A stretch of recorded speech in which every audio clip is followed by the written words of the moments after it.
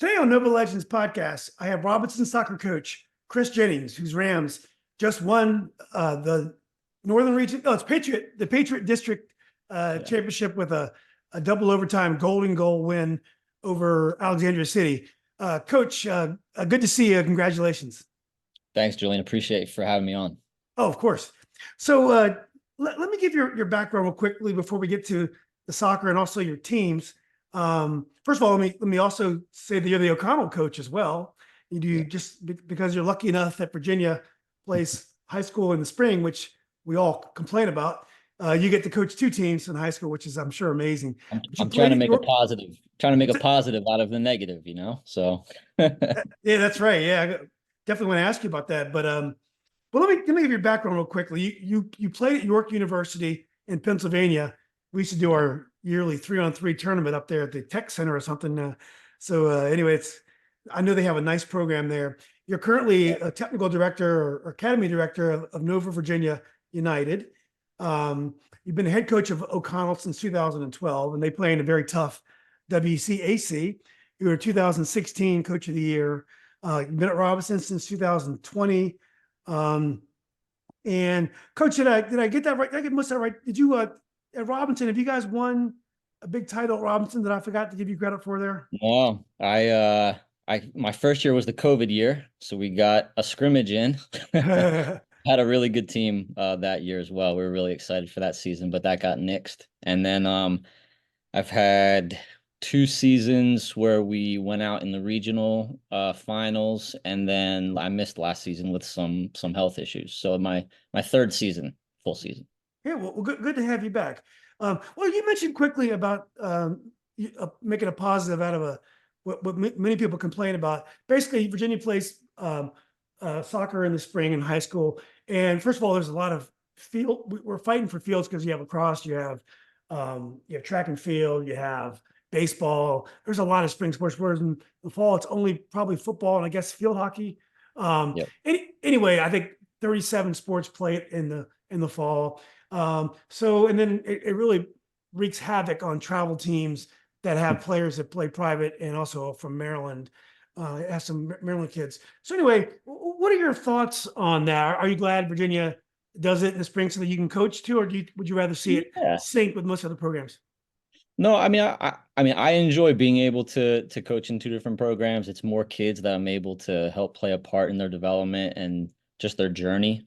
So I enjoy that. I do. So I grew up in New Jersey, and we always I went to a public school. We always wanted to get a shot to play the private schools, so that you don't have that dynamic. But it's a nice mix, I think, because you have different challenges for each of the seasons. One positive of it is that a lot of the guys that are playing in the private schools in the fall, I mean, they get a summer to enjoy and prepare and play with their teammates and things like that. Whereas the public school guys, I mean, you can't because they're coming off of college showcases pretty much in the winter and then jumping right into a tryout in preseason. So it's challenging either way you look at it. I sort of enjoy the opportunity for the kids to find their different pathways, like getting recruited to a college team. I mean, there's so many different avenues these kids can take, and it's nice being able to help them kind of navigate, that journey. So I enjoy both of the seasons.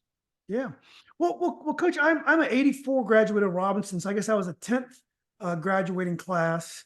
One of my high school pals and friends, Little League football teammates growing up was Aaron Kazemka, and I got to tell you, one of the most proud moments I had was, I guess, 2 years ago.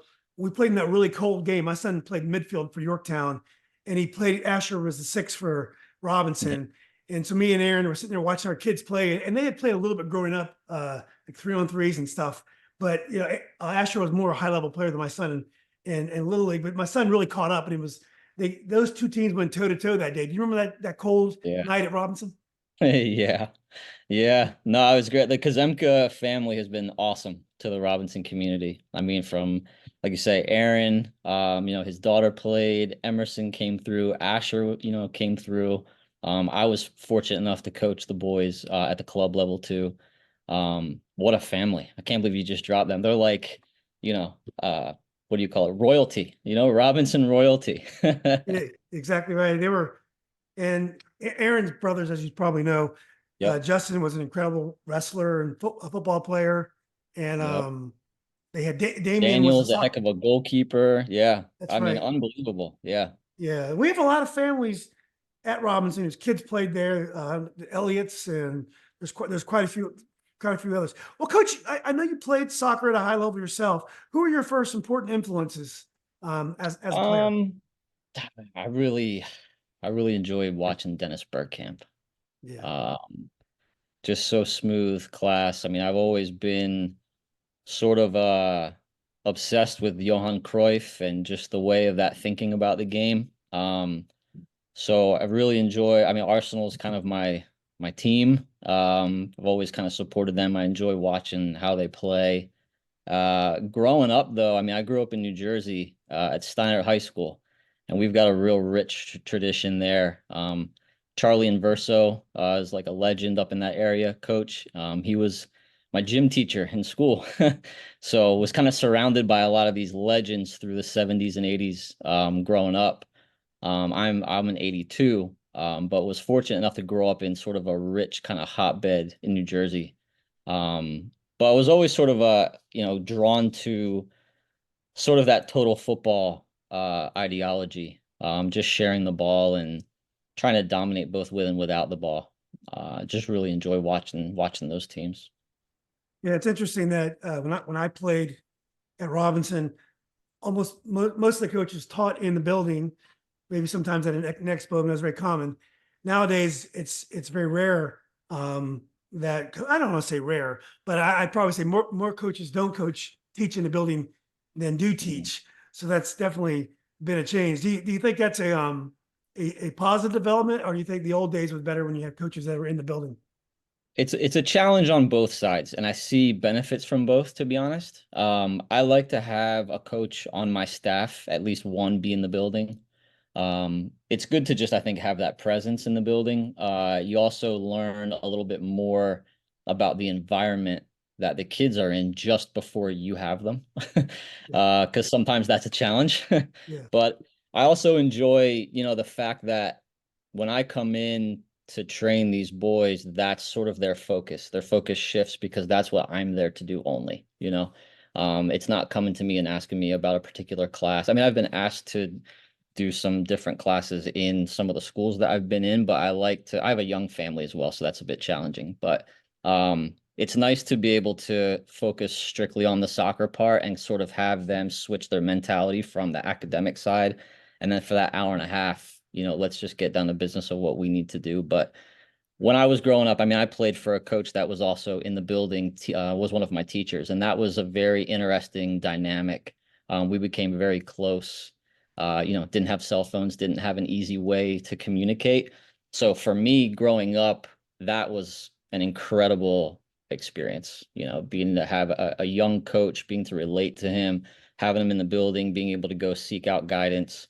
That was great. Now my phone just kind of blows up all day. So I try and give them the guidance of not being in the building. But there's pros and cons. You make the best of the environment that you're in and try and help the guys.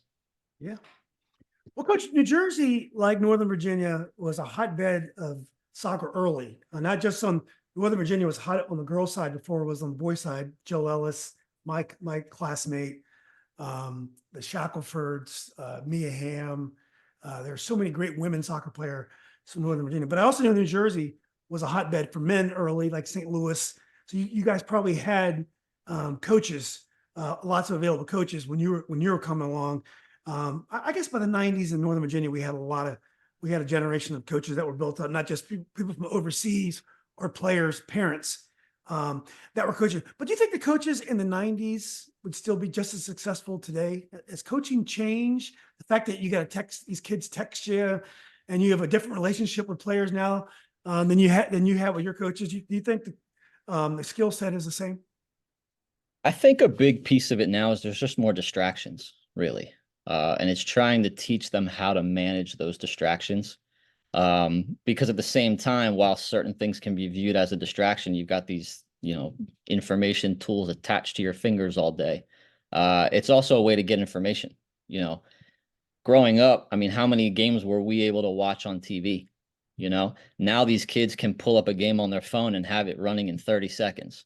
So I think there's pros and cons to it. I kind of like, you know, when it gets, it's kind of interesting. The other night, I mean, we went down a man. We played about 40 minutes, I think, with 10 men, and was kind of telling the boys, like, look, we've played the beautiful game all season long, and we're not going to win tonight by playing the beautiful game. So whatever it takes, you know. So I kind of think with regards to the coaching, you know, if you look at a lot of coaches from different sports and you take away the best traits of what makes them successful, your Bobby Knights, your Rick Pitino's, Coach Krzyzewski's. I mean, if you take those core principles and you translate them to today, they're still true, they're still relevant.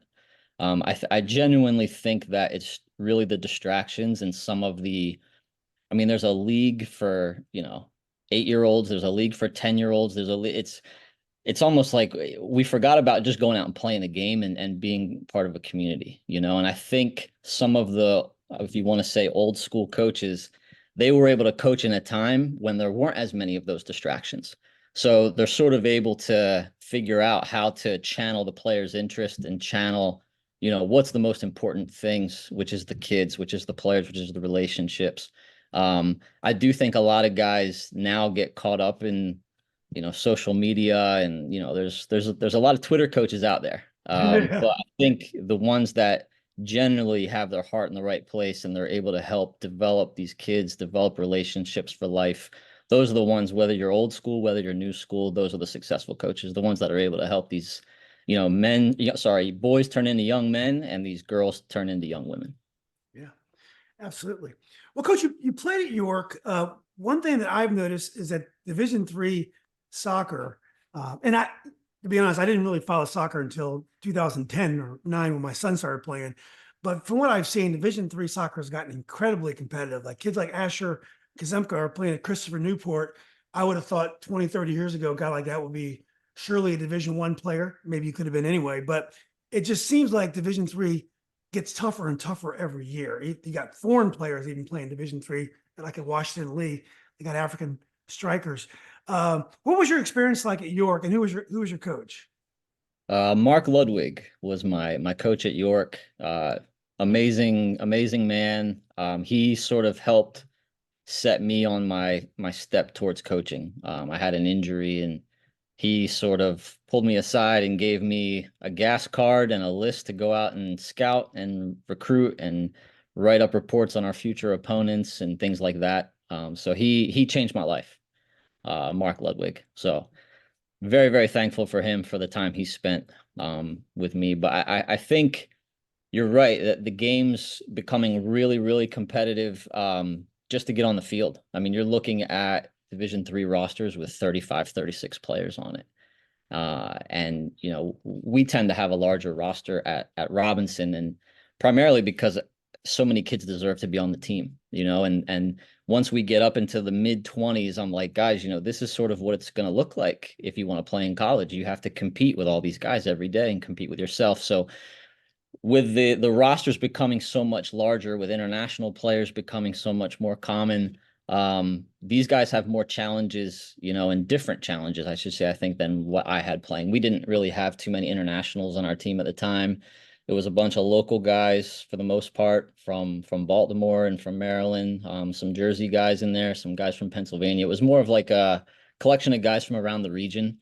And we had a great time. We enjoyed ourselves. We were competitive. We never got past Messiah, but we had some competitive battles with them, and it was an enjoyable time. I think though the game's become a lot more global the more involved that the USA have been in the game too. So Coach, there's no guarantee that you can beat Messiah's women's team. They're amazing. Both those. I don't know what they do up there, but they're amazing. And you're talking about your big roster. I noticed the same thing. I went to the Yorktown game this year, and you had two players in particular that are really good players that come off the bench for you that would probably start on most teams. Like Joey Neary, my son Chandler played travel with his older brother Carver, and Joey gives you instant like offense. Your team is kind of small. He gives you his big target man. He's got a lot of skill. And then Jason Ferns, who scored the winning goal against Yorktown the year before. but I knew your team was deep right away when those kids came off the bench. I said, man, and then I watched you play. I'm like, you really do have a really deep roster. So that's good. But we'll get to Robinson. Let me get to your travel program quickly. You're at Nova Virginia United. Now, the travel programs are always changing. They're always combining. So I'm actually not familiar with that. Is that at Braddock Road and another club that are combined? The boys' side of Braddock Road a few years ago went and created Northern Virginia United. Okay. Yeah. Yep. NVU Academy. We had a first team for a while that would compete in the NPSL, in the UPSL. We have a relationship with Dundee United in Scotland, because our director Brian Welsh is in their Hall of Fame. So we share resources back and forth with them. Yeah, so Northern Virginia United, we've been around since 2000, I guess 19 or 18 on the men's side, and then our academy's been up for this is our third year now. So when did you decide to coach high school? So I remember when again, my son was not a physical player; he was a very technical player, and I was always told that high school soccer was kick and run. So we Yeah. were thinking he was not going to even play high school soccer. And then once he started playing, Yorktown's coach is fantastic, Carlos Aranda, but it was the best experience by far he ever had. It was, when these kids play club, they're playing against kids from New Jersey, kids they never know. They're taking long trips. The games become less meaningful through the years unless they have, their Division I players. High school soccer is kind of a jolt. You're playing against kids that and it's rivals. You have loudspeakers and stuff like that. So when did you decide, hey, I want to coach high school as well as coach club? I had spent 8 years at DC United, and then I left in 2012, and just instantly, I can't even remember who it was, to be honest, tipped me off about the O'Connell job. And one of the coaches there in a different program had reached out to me and was like, hey, I heard you're out, of DC. Would you want to come here? So I just went and interviewed, spoke with the athletic director, Joe Wooten, and it just seemed like a good fit. I liked, being able to kind of build a program. They kind of had struggled a little bit prior to that. And it's just been an enjoyable, I guess, process of kind of putting together a team, putting together a program, trying to put O'Connell back on the map, I guess, as like a respectable soccer program. And then 12 years later, here we are. Yeah. I genuinely enjoy the best part for me about the high school programs, both sides, is the kids. We've all been through that stage in life where mom and dad are clueless. They don't know anything. I could come along and say the exact same thing and they take it differently, when it's a different voice. Sometimes the kids, maybe they don't want to turn to a teacher or turn to someone else if they have a problem. But they'll turn to me at times. I get phone calls 11 midnight, whatever. I just like being able to help them when they feel that they need that, and a lot of times this stage of development too, from a football perspective, it gets kind of put by the wayside. And I feel like in the US anyway, that 16 to 20 is sort of where we're lacking a little bit. We've got great youth players, like great youth players up until a certain age, and then it just seems to tail off a little bit, whether that's distractions, whether that's options, other sporting options could be. But I like being able to be there for the kids that want more in that stage of their development in their high school career. So Have you got a chance to talk about coaching with Coach Wooten, and have you learned anything from him? He's won a lot of games on the basketball floor, and his dad obviously is one of the greatest coaches in yeah. basketball history. Yep. Yeah, Morgan's, I mean, he was an unbelievable man. I think I was fortunate enough to have a handful of times just quick conversations with him, and you could just see the respect that was earned, by everyone in the room when he would talk, would just kind of like listen in, what's he going to give us today? And so, I mean, Joe, having that experience as a kid growing up is incredible. I'm trying to do my best with my little man. My 4-year-old, he's sort of attached the hip to me. And man, the experience just to see how my boys treat him, is just remarkable. You know, it just warms my heart, makes me feel like hopefully I'm doing good by them as well, you know, for them to be able to show my little guy the respect they do and play with him. And it's awesome, you know, just trying to continue that family community environment. You know, it's just really important. So we've got that at O'Connell. You know, we had that with Morgan, and Joe does a great job. Joe comes out to our sessions sometimes. I'll go into the basketball games and see how they're doing. You know, it's just he does a great job there with them and just trying to pick up and learn off anyone I can. So Yeah, exactly. Coach, I'm not sure if you remember, I'm friends of Ozzy Jimenez. Ozzy was my yeah. boss. So I've been to quite a few of your games. I really enjoy the environment over there. Now, when you think about coaching high school soccer as compared to club, high school, at least on the public school side, which I know more about, you don't even know who's going to try out sometimes. You may have some amazing kids that all of a sudden dropped at your lap. You didn't even know they were going to try out. You've got, 6 to 8 weeks to get these kids, find out where they all belong, because they might not be able to play the positions they play the club, because it depends on what you have. And then you get yourselves ready for the playoffs and you make a run. It's really compressed. Whereas club, you can make more long-term projections of what you need or what kind of player fits your style. It's a different. So that's kind of the way I see it. But how do you compare coaching high school soccer as compared to coaching club soccer? Yeah, no, I think you're spot on with that. I mean, with club, it's more of a journey, you know. I mean, what you're focusing on when they come in at 6, 7, 8 years old, you're definitely, you know, focusing on different things compared to 16, 17, 18. So what you're doing on a daily basis is very different. When with high school, for me anyway, there's a particular way that I like to play. But the way that you play is sort of based on the players that you have, as you alluded to. You know, you might have guys drop into your lap, like you say. Everyone's sort of battling with, you know, certain leagues don't let certain guys play, or there's different rules and different classifications and different things. So I try and communicate throughout the year with the guys, you know, how they're doing, try and check in on them. Our captains and then some other players act as a leadership group. And so we've got them on text message and stuff like that. And they'll talk to the guys and just see where everyone's at. So we tend to go into just before our tryout having a pretty good idea of what we have.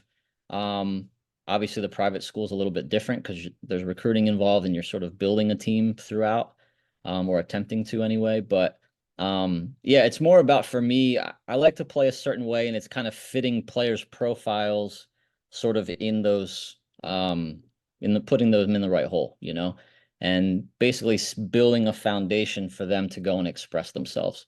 A lot of our training is, you know, is technical and things like that, but there's, you know, some tactical elements to it that you just wouldn't really introduce. At least I would not introduce at club level up until 15, 16 years old. But yeah, it's more about kind of putting together a team to be successful. Obviously, you're trying to develop them and peak at the right time, but it's very different. One is much more instructional and educational in terms of your technical base, and the other one is basically trying to teach kids how to win and be competitive and love the game, love that part of the game. Yeah. Has it made you a better coach in high school?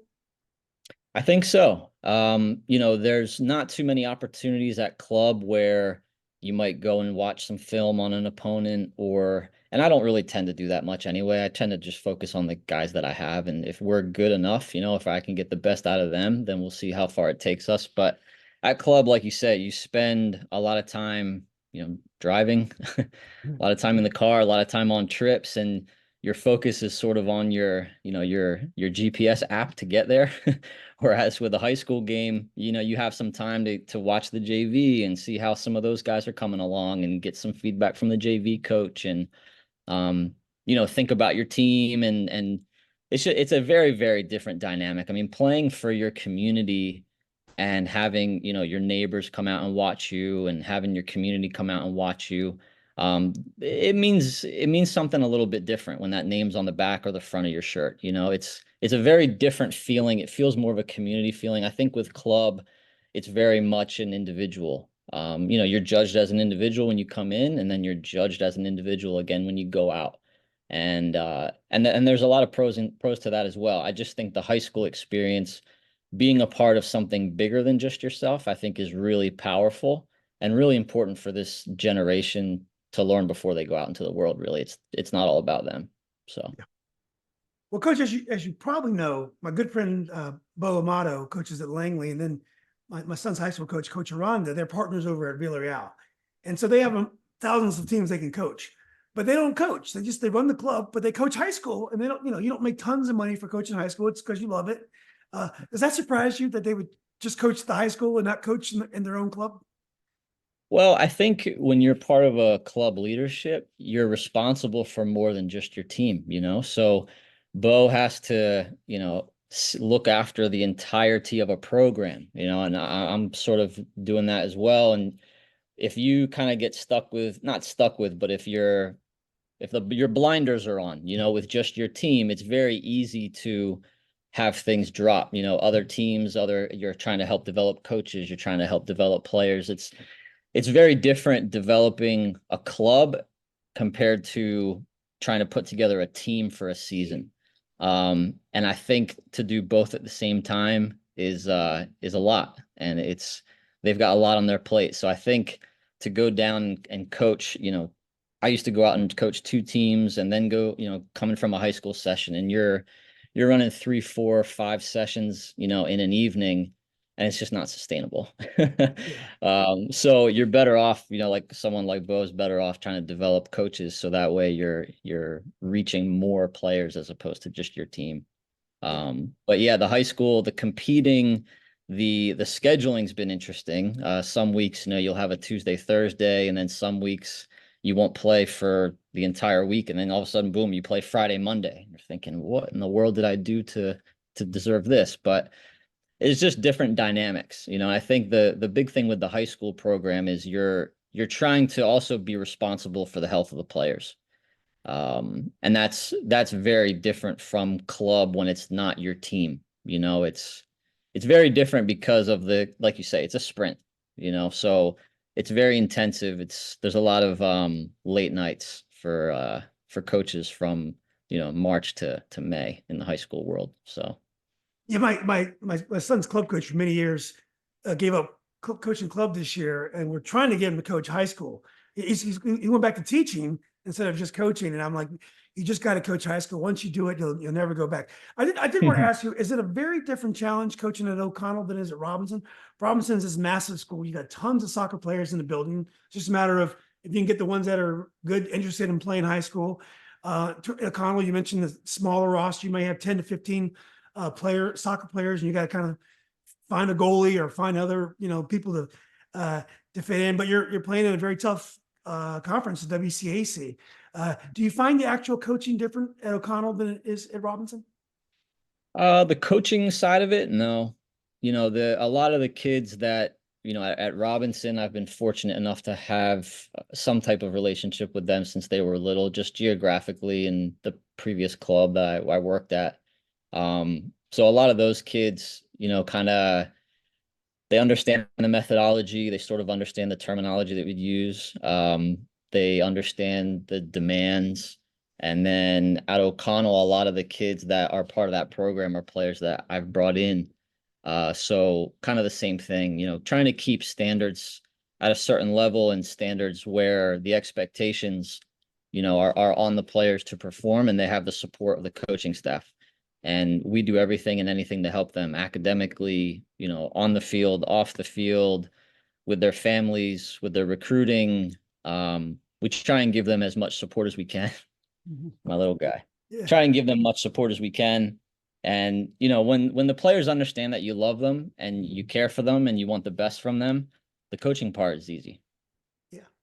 Well, in terms of your coaching philosophy, you mentioned Arsenal and Ajax, my 2 favorite teams as well. Interesting enough. But, the coaching philosophies changed. I remember when I first got into soccer, it was all tiki-taka because it was Spain had won the World Cup and Barcelona was on top. And then the German teams kind of started dominating more of a physical type of soccer. But nowadays, you have the fullbacks that are tucking in to the midfield. It's changing. Has your coaching changed over the years as well as these fads affect the international game? I think my coaching has changed the more I've been able to understand and learn how to better relate to players. I've always had an idea of how I wanted to play. And just like you say, with certain fads and certain trends, what comes behind that is also the fad or trend to then beat the last fad or trend. So it's like a constant, and none of this stuff is new. It's all happened before.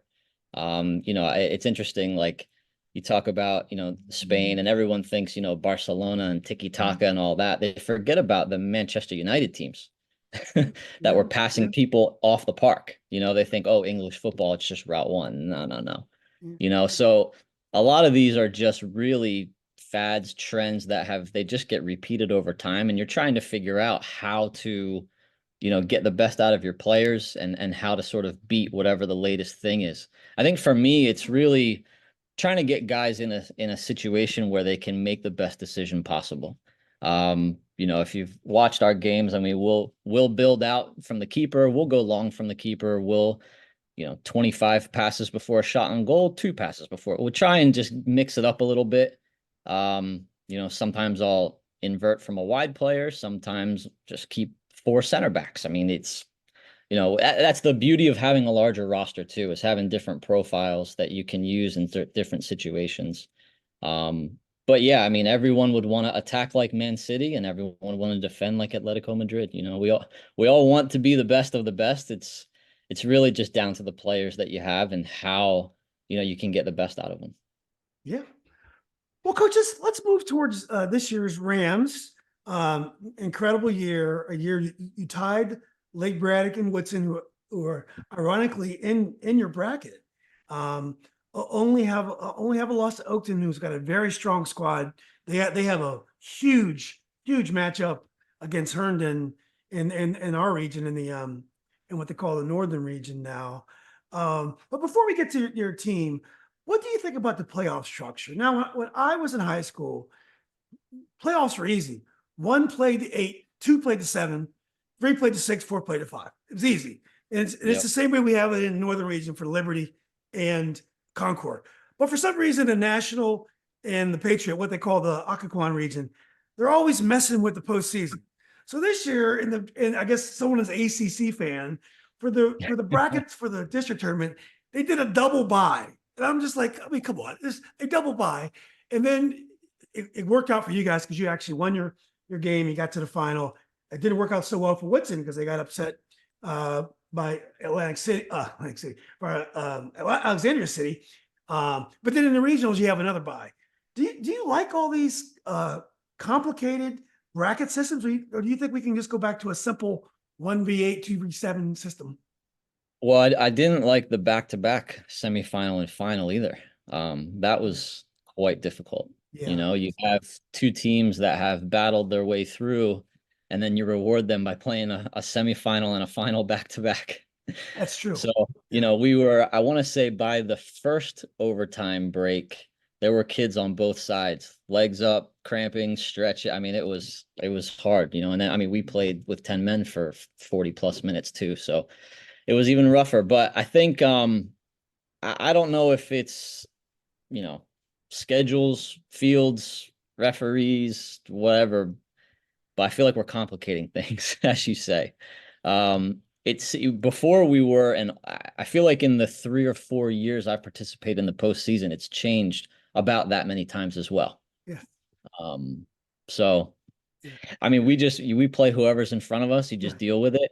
That's also one of the benefits of having our roster is, you try to rest the guys when you can, like the non-district games and things like that, but there's no easy solution, but I do think we have to sort of get away from this whole, everybody gets a shot type thing, to be honest, because we're competing in athletics. There are winners, there are losers. That's why you do it. You compete, and I think those are also lessons that need to be learned. Not everybody, if you lose, like, I could go on and on. I don't want to put my foot in my mouth, but it's like you earn the chance to compete at this time of the year. Let me just leave it at that. Yeah, when my son's Yorktown team, his junior year, got to the state final, it was a COVID year. So in the postseason, there was only 2 teams that went to regionals, only 1 team that went to state. So there were so many elimination games. Nowadays, like last Monday was an elimination night. It was the first round of districts in some districts. Not your district is so complicated. I don't even know which is elimination. But then tomorrow, Monday and Tuesday, there'll be a whole bunch of eliminations. So it just takes forever to get to a point where you actually have elimination games. And I remember one year in the Occoquan region, every team in districts also qualified for regionals. I'm just like, what are we doing here, guys? But anyways, this I can't blame you for this. I want to talk about the Rams squad. First person I want to talk about is how nice it must be to coach Christian Rodriguez. When you have a world-class six, he's a Mount St. Mary's commit, I believe, Yeah, coach. correct. This guy is just an unbelievable player at the six. It must be amazing to coach a guy that can completely control the tempo. He's a great defensive player. He's got a high work rate. What is it like to coach Christian? Yeah, he's incredible. He's an incredible kid. He's an incredible student. He's an incredible athlete, you know, as you've already talked about. I mean, the kid, I think I brought him on his sophomore year tryouts, and I'm thinking this kid's got to start from day one, and he's been excellent. He's been the heart and soul of our team. Just the way that, you know, when it's interesting, like you find out a lot about kids, players, their personalities, what they're made of when things are difficult, you know, and we go down the other night. We unfortunately lose a player, and he just rallied the troops and just kept the ship going. You know, I think coaching a kid like him, it makes you really appreciate coaching because it's not too often you run into people like Christian. Yeah. You know, he's been a leader of our program for 3 years. Just a kid that, you know, he'll put everyone on his back and on we go. You know, we just carry forward. I mean, the other night, you know, after Caleb scored the golden goal winner, I mean, Christian's just running around and then he just hit the deck because he just no energy left, no nothing, you know, and the guys picked him up and are carrying. I mean, it meant everything to him, you know, to get one over the line because he's put so much into it, both on the field and off the field, and keeping the guys, you know, ready to go and encouraging them. And I mean, he's talking to some of his teammates and helping them along their college recruiting process. Like he's a leader, you know, and so you just love to experience a season or 2 or 3, however many you get with a kid like that. So Yeah, people haven't seen them play are in for a treat if they come and watch some of the postseason games. Now, when you think about Christian Rodriguez and then a team that you beat, another fantastic Division One midfielder, Luis Fuentes, Lucho, and I believe they're club teammates. What do you think it means to those players to play for their high school? Now, obviously, the level on the pitch is going to be much higher at a club level, but the responsibility and I would think even the pressure of the games, especially in the postseason, high school, it could probably be even higher. What do you think it does for those type of players to also play for their high school? well, it's funny you mentioned that because that was probably the best one-on-one matchup, at least for us, I've seen all year. The fact that those two guys play with each other at club, and then, you know, we come out, we get ready for that game, and just the two of them before kickoff, even it was like, all right, I got you, you got me, let's go. You know, like let's have fun. And I told Lucho after the game, I'm like, man, why couldn't you take a break? Because I want to give Christian a break, but I also wanted to give you guys that opportunity to go at each. It was so fun to watch those two go at it. That kid's a heck of a player. The two of them just left everything out there, and that was another overtime, you know, game for us.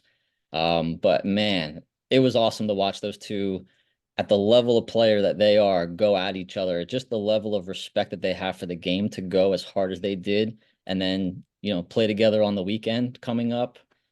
I mean, those two are remarkable midfield players. I'd be hard pressed to say there's another better tandem in our state. Yeah. Yeah, those are definitely two player of the year candidates. Thankfully, they're in different regions. So but they'll definitely get, I'm sure, huge consideration. But let's talk about some of your other first team all district players.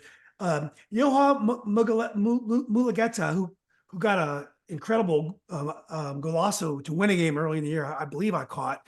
I believe you mentioned Khan Keskin got the game-winning goal the other day. Jonah Petnek and Frankie Luau. I believe they're also first team all district, and that's an 8-team district. So that's doing something to have. That's 5 first team all district players on one team. Yeah, we had 4 first team and 4 second team. Oh, so, Yeah. okay. Oh yeah, Yeah, Frankie Frankie Caleb. was on the second team, but Oh, yeah, yes. Frankie's been incredible. Caleb Pierce, actually, he was in the second team as well. He scored the winner the other night. Khan had a just a really great knockdown with his head, just kind of passed it on across the box. Those kids have been really good. I mean, Jonah and Khan, two center backs. I think we've conceded 5 goals in the run of play all year long. Those two have been excellent. Just the way that they communicate with each other, the differences that they are in players, but how well they complement each other as a pairing. It's been awesome to see. And I like to have the ball. I like to score goals, but I really like to see my 2 center backs celebrate block shots, deflections, like heading the ball away. I mean, they celebrate those just like goals. And that's what you want, out of your defenders. Yoha's been unreal. He's a great kid, great player. Was committed to George Mason University. Typically a left back, but I talked to him this winter and was kind of like, hey man, senior year, like let's score some goals and have fun, and he's like, all right, let's do it. So we've played him higher up the park, and he's a really, really talented kid. The last 3 weeks or so, he's been struggling big time health wise, just being sick, and had a rough go of things, but he's just, rolling the sleeves up and doing whatever he can. But he's a phenomenal player. Yeah. Well, I want to also talk about another second teamer, Dominic Shutop. Shutop. Chutuape. Yep. Chutuape. I'm sorry, Dominic. And also, when I first saw your team, and I reported to Coach Bo, I was like, they look great out there, but the goalie is really small. And then I talked to Coach Burke at Woodson, and he says that goalie is incredible. And your team is very small, other than Joey, and your center backs are a decent size.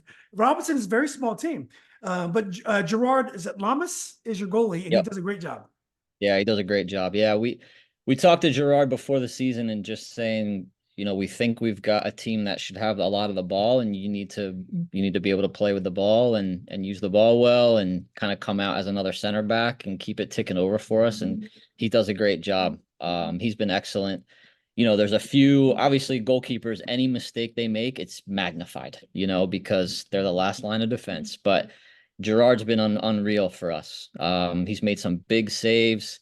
He's come out and kind of controlled things with the ball and calmed things down.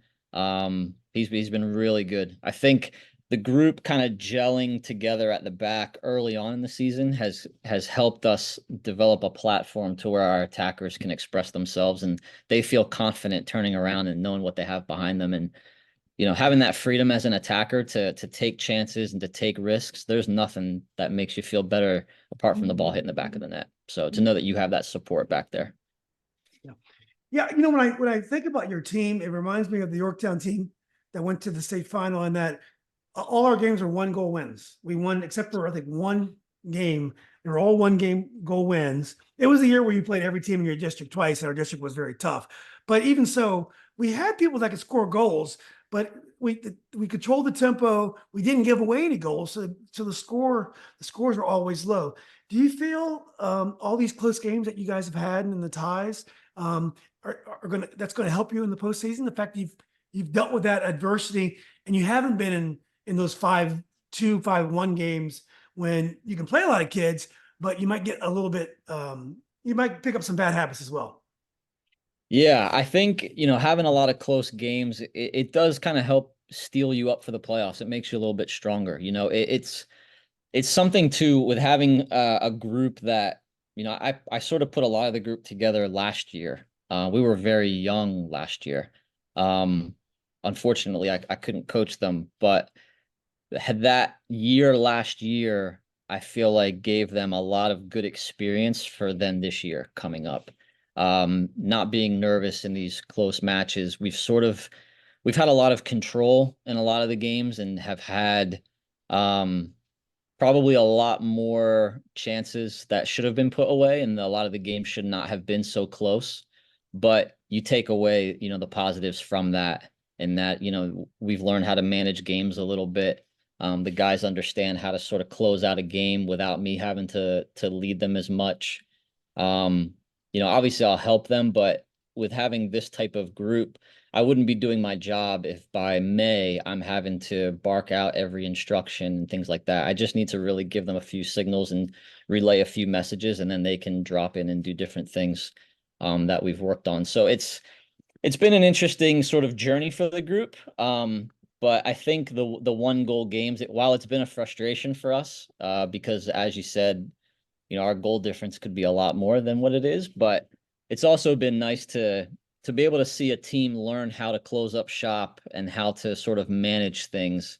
Because as a coach, that's always something at the end of the games that you're sort of worried about, and being able to see these guys take that on board and manage games and see games out, it makes you feel confident that, you can trust them, and then they also trust you because you're asking them to do certain things. So, would love a 5-0 every now and then. It would help with the gray hairs, but we'll take them however they come. Yeah. Well, Coach, when you look at your draw, you probably are going to get a familiar opponent, and it's probably going to be an opponent that you've tied before, most likely. Not to downplay Justice's chances. What do you enjoy the challenge of playing a team again? Maybe is it the second or third time? But anyway, do you enjoy that challenge, or would you rather play someone new when you get in the postseason?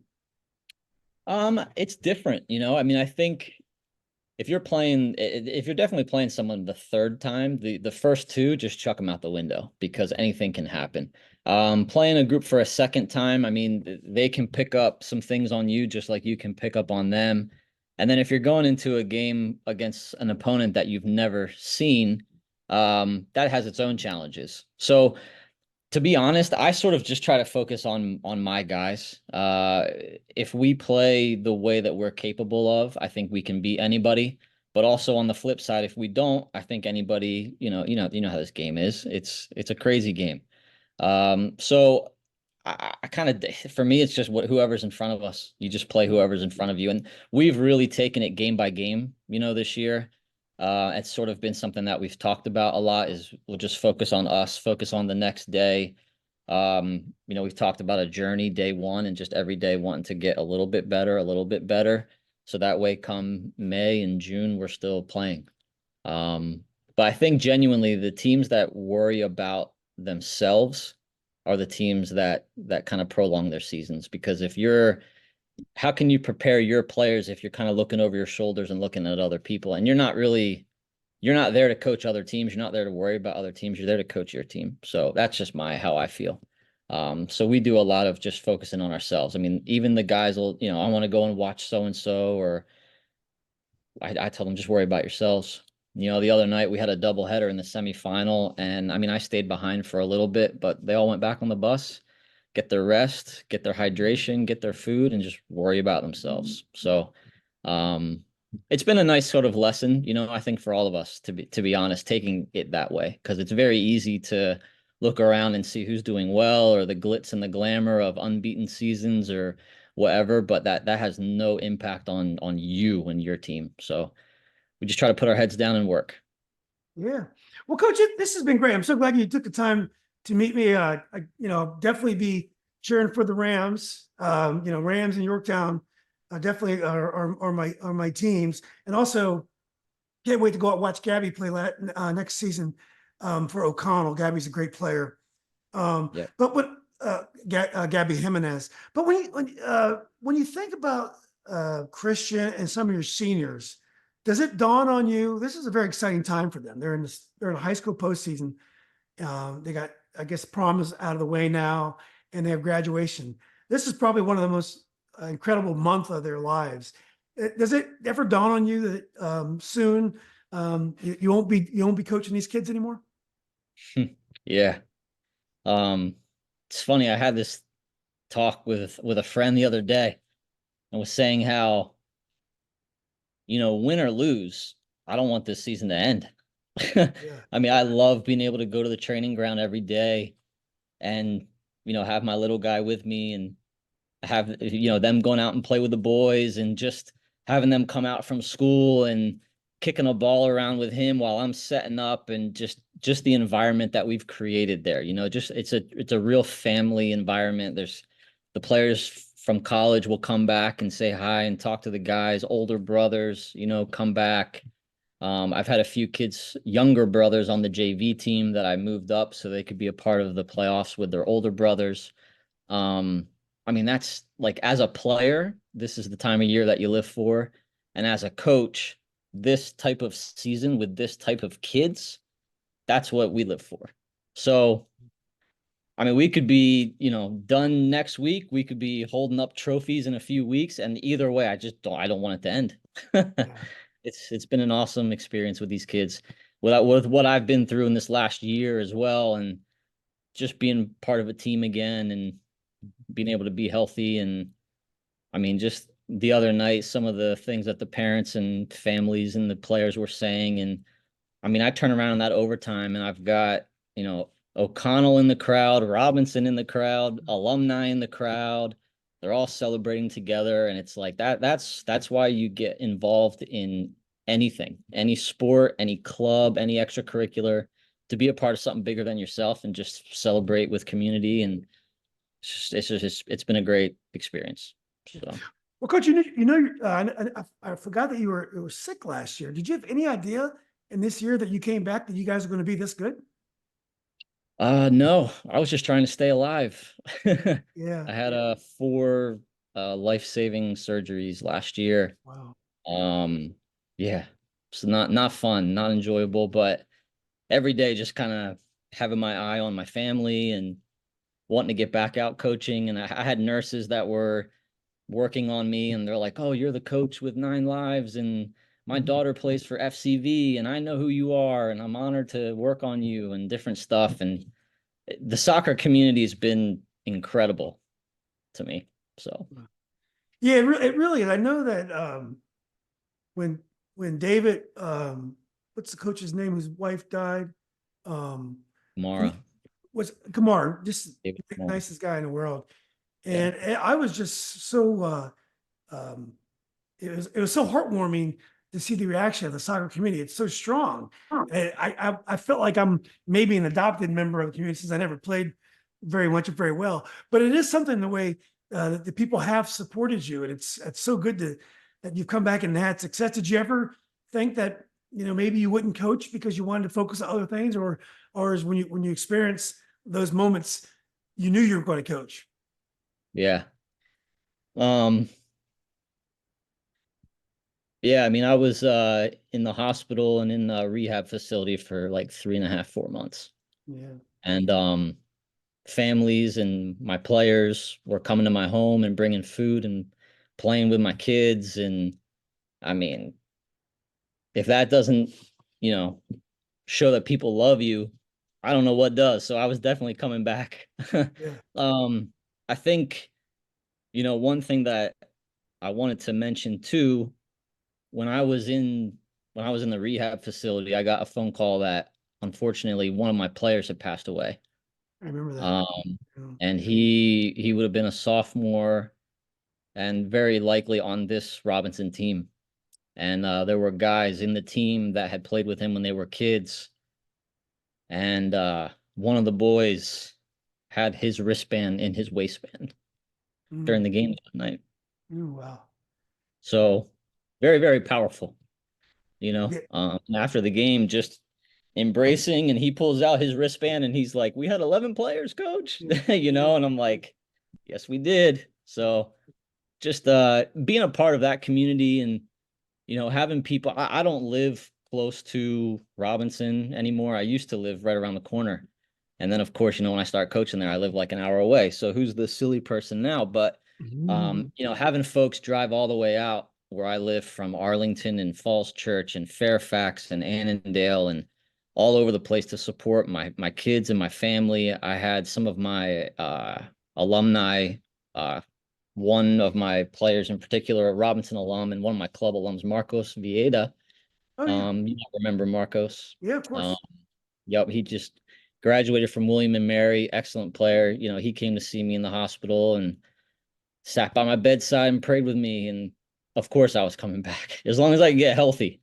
You know, Yeah. as long as I get healthy enough, I definitely wanted to kind of repay, not repay, but give what others gave to me, give to another group of kids now, you know, or give back to some families. And it's been, as much as it wasn't fun and as bleak as it looked at times, yeah, I wouldn't change it.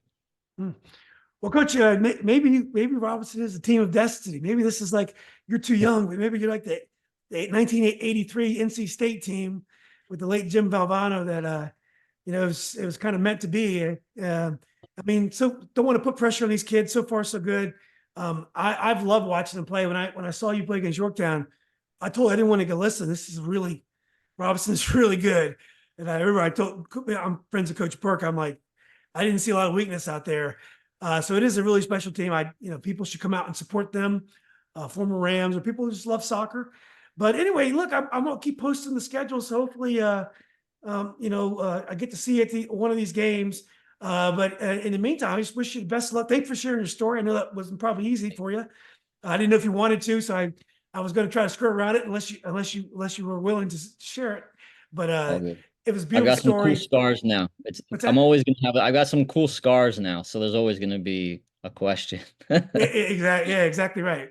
Well, you're doing a great job, and maybe this experience has even made you a better coach and given you even more to give to your players. So, but anyway, Coach, I just thank you for your time, and let's maybe after the season, maybe I can meet you in person and we can have a coffee or whatever we drink these days. That would be great. Yeah. I'd appreciate that. Thanks, Julian, for everything. I mean, I know, you know, how much time and effort you put in to this community and the platform that you give these kids. It's remarkable. I can't thank you enough. You know, there's not a lot of guys out that are looking to showcase the talents and the abilities of other people. And I just appreciate you for doing that. Well, I appreciate that. It's a lot of fun. It's my way of giving back for all the great experience my son had. So it was so Yeah. important for me. I had such a great time, and this is my way of hopefully making sure everyone else has the same experience we had, because those 2 years at Yorktown and the years at Alexandria City were just amazing. So yeah, it's great. It's I get to know some of the kids. I know the McLean kids really well because they were our arch rivals, and so it doesn't give me a chance to keep in touch for the game. But I appreciate you saying that, Yeah. and the pleasure is all mine. So Appreciate it. You do a great job. And I know the kids really appreciate it as well. You know, I really, it's awesome what you do. So well, that's great. It is kind of flattering sometimes to walk up in the field and have people actually know who I was. At one point I was a pretty good athlete, but everyone's forgotten that I was once a player. But now I go to a field and people look at me and know me for maybe another reason. So it is very flattering, and we're lucky. We have some great kids, and I know all the joy the kids give you. I feel the same joy, but in a different way, I'm sure. So yeah, yeah. no, it's great. I think like we get caught up in, you know, the competition piece of it. And then when you sit back and you look at the human side of things, it's fun. You know, there's a lot of good stuff the I think a lot of times people think high school soccer and they think it's not good.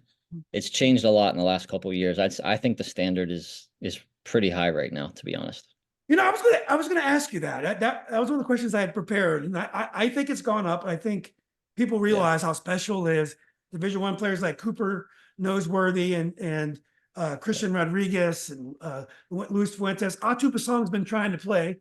DC United has Mhm. been, but I was chatting with a McLean player the other day on message named Titus. I can't think of Titus's last name, and they were down because of a Herndon loss, which I don't know if you were there, but it was an amazing game. But Yeah.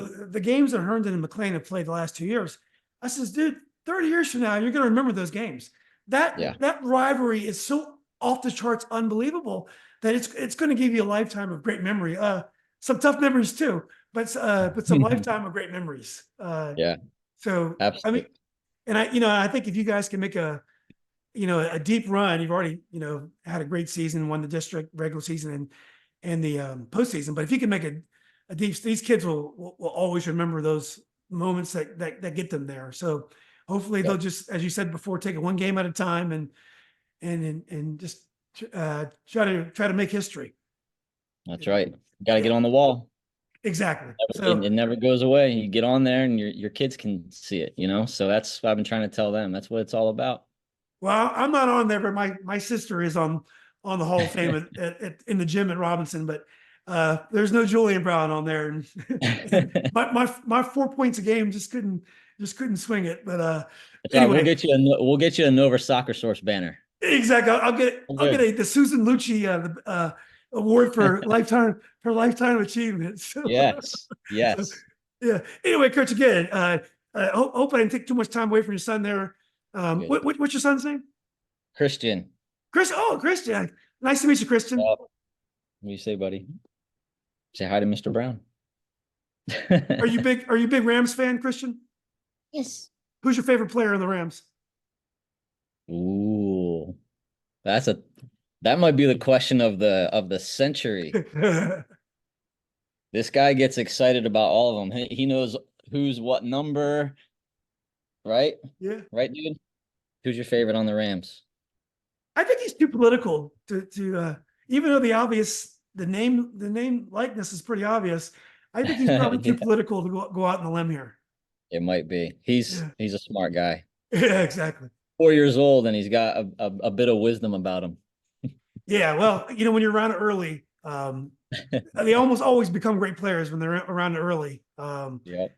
So I have no doubt one day I'll be interviewing Christian about his contract. Yeah. So We'll see. Hopefully one day, right? yeah. So all right, Christian, it was nice to meet you, and Coach, again, best of luck, and let's keep in touch. Thanks.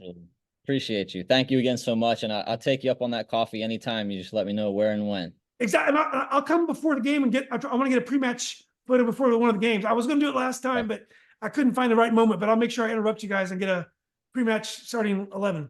Awesome. Okay. All right, Coach. Thank you so much, Julian. Appreciate you. Have a good night. I appreciate it. Thank you. Good luck.